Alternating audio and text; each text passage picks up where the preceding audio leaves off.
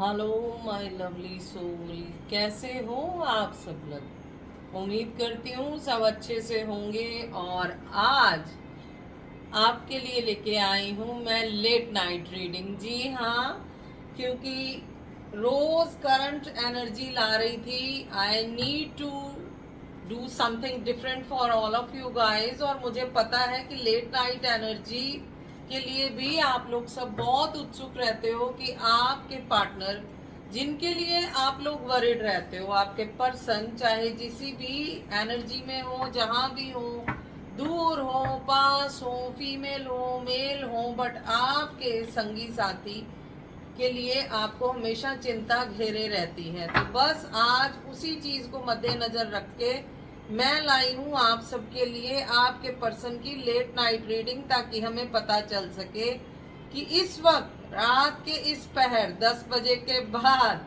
जब bed time शुरू हो जाता है, आपके वो पर्सन बेड पर लेटे लेटे आपके लिए क्या सोच रहे हैं। जानने के लिए उत्सुक? जानती हूँ सबको जानना है कि मन में क्या विचार है उनके आपके लिए। गुदगुदी हो रही है, या कुछ गुस्से गिले चल रहे हैं, या प्यार की नोक झोंक। चलिए, माँ काली के चरण छू के मैं उनसे विनती करूंगी कि वो यहाँ हाजिर रहे और पॉजिटिव एनर्जी हमें प्राप्त हो। आपके पर्सन की पहला कार्ड मैं ओपन करने जा रही हूँ। ये लव टैरेट डेक है। देखते हैं उनके लव मैसेज एंजल्स की तरफ से, आपकी तरफ से, उनकी तरफ से जो भी होगा मैं आपको बताती जाऊंगी। जय माँ काली। Don't make decisions based on guilt or what you think you should do, for it is only in being true to yourself that can you be true to others. Guilt के चलते कोई भी डिसीजन मत लीजिएगा, ऐसा angels का आप दोनों को आदेश हुआ है। रात के इस पहर शायद आपका वो पर्सन, आपका वो पार्टनर जिसके लिए आप यहाँ तक आए हो, मेल फीमेल, आयु कोई भी, रिश्ता कोई भी, लेकिन वो व्यक्ति जिसके लिए आप ये रीडिंग देख रहे हो, वो इस पहर शायद आपके साथ जुड़े हुए उनके रिलेशन को लेके कोई अहम डिसीजंस लेने के बारे में सोच विचार कर रहे हैं। तो ईश्वर का उनको संदेश है कि गिल्ट के कारण कोई भी डिसीजन मत लीजिए। अपने साथ और अपने रिश्ते के साथ ट्रू चलते हुए जो वो डिजर्व करता है उसी को लेके आप मद्देनजर रख के डिसीजन लीजिए। लुक इनसाइड योर सेल्फ, अपने अंतर में झांकिए। Examine what is causing you to feel this way, क्या कारण है जो आपको इस तरह से फील करवा रहा है। ये जो गिल्ट का बात उठा है कि इनको ग्लानी जो फील हो रही है, आत्म ग्लानी, ये क्यों फील हो रही है, उसके लिए आपको लेके और आपसे जुड़े रिश्ते को लेके शायद कुछ गलत स्टेप इनसे उठा लिए गए हो, तो शायद उसी को लेके, उसी के चलते ये ग्लानी फील कर रहे हैं। तो इनको अंतर में झांकने की सलाह, परामर्श दिया गया है। Emotions are a natural and a necessary part of the life. कहते हैं कि जो भाव होते हैं वो बहुत ज़रूरी हिस्सा है ज़िंदगी का, एक प्राकृतिक ज़िंदगी का, एक कुदरती ज़िंदगी का। But they can also distraught your perception. कई बार वो आपकी परसेप्शन को बिगाड़ भी देते हैं, बिकॉज वो आपके विजन को क्लाउड कर सकते हैं। क्योंकि ओवर अगर आप भावाविभोर हो गए तो आप कई बार कहते हैं ना, भावों में बह के गलत डिसीजन भी ले सकते हो। In order to see things clearly you must let go to resentment. ये जो मन में आप दो रोस्ट भाव लेके या किसी के प्रति गुस्सा लेके कभी कोई फैसला करते हो, डिसीजन लेते हो, तो हमेशा वो गलत ही होता है। कहते हैं ना कि जो आक्रोश है, जो गुस्सा है, वो हमेशा दुख का कारण होता है। तो कभी भी आक्रोश में आके कोई डिसीजन लेने से आपको मना किया गया है और सरेंडर करने के लिए बोला गया है। At time we must surrender the old before something new। जब कुछ नया आप चाहते हो कि आपकी जिंदगी में आए, एंटर करे, तब आपको पुरानी चीजों को सरेंडर कर देना चाहिए, यानी लेट गो कर देना चाहिए और ईश्वर के हवाले कर देना चाहिए, ताकि नई जो एनर्जी है आपकी लाइफ में दाखिल हो सके। Let go and will work out. Let go करके देखिए और चीजें काम करना शुरू कर देंगी, ऐसा बोला गया है। ये सब मैसेजेस मैं बता दूं आपके पर्सन के लिए एंजल्स की तरफ से आए हैं, और ये मत सोचिएगा उन तक कैसे पहुंचेंगे। ये विचार ऑलरेडी नेचर, कुदरत, एंजल्स उनको दे रहे हैं, तभी आप तक पहुंच रहे हैं टैरेट डेक की तरफ से। यानी ये सवालों के जवाब उनको मिल रहे हैं, चाहे किसी व्यक्ति विशेष के थ्रू, चाहे नेचुरल वे में, चाहे ईश्वर की तरफ से, बट उनको प्राप्त हो रहे हैं और वो ये डेक आप तक पहुंचा रहा है। Only time will tell. शायद उन्होंने या आपने पूछा होगा कि कब तक मिलान होगा, तो ओनली टाइम विल टेल इसलिए आया कि जितना खुद को सुधार लोगे, जितना स्वयं पे काम कर लोगे, उतनी जल्दी मिलान हो जाएगा। इसलिए समय से बेहतर कहते कुछ नहीं होता। माई बिलवर्ड, ये मैसेज आपके पर्सन की तरफ से आपको आया है। Though we may be physically apart, spiritually we are already always united, for love transcends space and time, nothing is missing। कहते कि हम चाहे फिजिकली अलग हैं लेकिन हम स्पिरिचुअली एक हैं, हमेशा एक रहेंगे, रहे हैं, रहेंगे। और जो प्रेम है वो प्यार में निकली हुई घड़ियों को भी भर लेता है, तो हम कभी भी कुछ भी मिस नहीं करेंगे, ये आश्वासन आपको वो दिला रहे हैं। Very good, very beautiful energy. और ये आश्वासन हमें ये भी बता रहा है कि वो बहुत जल्द आने की प्लान कर रहे हैं, इसीलिए उन्होंने ऐसा मैसेज आपकी तरफ भेजा है। प्लेफुलनेस का एनर्जी उनका है। Laughter is the best therapy, कहते खुश रहा करो, खुश रहना सबसे बढ़िया इलाज है। शायद आप उदास रहती हैं या रहते हो और इस वजह से शायद आपको कोई तकलीफ हो रही, जिस वजह से उन्होंने ये मैसेज भेजा है। हैव सम फन टुगेदर, कुछ फन हम करेंगे मिलके। And remember love is the greatest healer, और याद रखना प्यार सबसे बड़ी जो हीलिंग की थेरेपी है, वो ये कह रहे हैं। फ्रीडम का कार्ड आया, there is nothing stopping you, तुम्हें कुछ नहीं रोक सकता। The path is clear if you want it to be. शायद आप उनके लिए कोई फैसला लेने से डर रही हैं, डर रहे हो या टाइम ले रहे हो, इसलिए उन्होंने बोला कि खुद को थोड़ा आज़ाद करो, खुद के लिए थोड़ी स्पेस खाली करो, ताकि तुम्हें तुम्हारे लिए फैसला लेने से कभी भी कोई भी रोक नहीं सकता।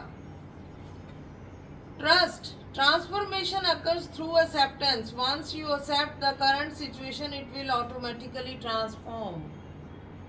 ट्रस्ट का कार्ड आया है। आप दोनों को एक दूसरे पे ट्रस्ट करना चाहिए। शायद आपने उनकी हरकतों की वजह से ट्रस्ट खो दिया था उनसे, तो उनके तरफ से ये कार्ड आपको आया कि प्लीज मुझ पे ट्रस्ट करो, क्योंकि अगर तुम ट्रस्ट करोगी तो चीजें हमारे दरमियान जो है वो बेहतर भी हो जाएंगी और बदल भी जाएंगी। ओके, कोई और प्यार भरी नोक झोंक, कोई प्यारा मैसेज अगर इनके पर्सन की तरफ से हो, एंजल, इंसेस्टर, देवी माँ, प्लीज बताइए, प्लीज हमें बताइए। जय माँ काली जी। अगर कोई प्रेम का मैसेज इनका बाकी रह गया और ये कहना चाहते हैं हमारे व्यूअर से, if anything is left from viewers person side, please help us जी। First card is you are always on my mind, तुम हमेशा मेरे माइंड में रहते हो, रहती हो या रहते हो। You are not giving me enough attention, तुम मुझे इनफ अटेंशन नहीं दे रही हो या दे रहे हो।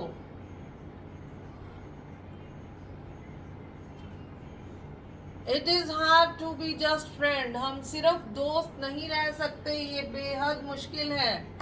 इस मैसेज से साफ लग रहा है कि ये कोई रोमांटिक रिलेशन है और आप शायद उन्हें दोस्ती के आश्वासन में लेना चाह रहे हैं, बट वो इस बात को बिल्कुल भी अग्री नहीं है जी। जय माँ Kali. What else we have? We need more time to understand each other, हमें एक दूसरे को समझने के लिए और टाइम चाहिए। My life is upside down, मेरी जिंदगी बिल्कुल उल्टा पुल्टा हो रखी है। Anything else? His or her heart's voice? If anything else left from your person's heart? Yes, okay. My goodness. बहुत कुछ कहना है भैया उनको आपसे। ये कार्ड में साइड रख देती हूँ। I escape when I feel too close to you. मुझे जब तुम्हारे पास आना था तभी मैं भाग गया। शायद इन्होंने ऐसा किया है, क्लोजनेस आने की बजाय ये आपकी लाइफ से रवाना हो गए। I was your distraction. मैं हमेशा तुम्हारी डिस्ट्रैक्शन बनी रही या बना रहा। You are my desire. तुम मेरी डिजायर हो। My love to you is unconditional and genuine. तुम्हारे प्रति मेरा प्यार अनकंडीशनल और जेन्युइन है। I regret I messed up everything. मुझे इस चीज का खेद है कि मैंने सब कुछ खराब कर दिया। I wish thing could be different.